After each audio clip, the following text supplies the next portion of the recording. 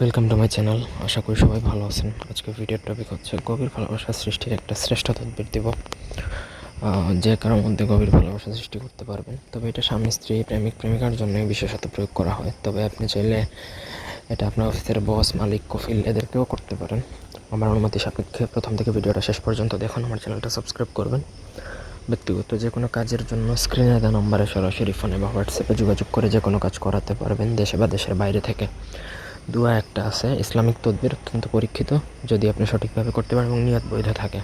ইহুবিনহুম কাহুবিল্লাহি ওয়াল্লাযিনা আমানু আশাদ্দু হুব্বান লিল্লাহ। এটা মুখস্থ করে নেবেন। পাক পবিত্র হয় শুক্রবার দিনে জায়নামাজে 2 রাকাত নফল নামাজ পড়ে বসতে হবে। মিষ্টি জাতীয় যে কোনো কিছু নিয়ে অথবা মিষ্টি নিয়েই, সেই মিষ্টির মধ্যে এই আয়াত একবার পড়বেন, একটা ফু 21 বার পরে 21টা ফু দিয়ে আপনি যার মনে ভালোবাসা সৃষ্টি করতে চান তাকে যদি সেই দোয়া পড়া জিনিসটা খাইয়ে দিতে পারেন, তাহলে সে যত পাষাণ্ডদের মানুষই হোক না কেন আপনার ভালোবাসা অস্থির হয়ে যাবে।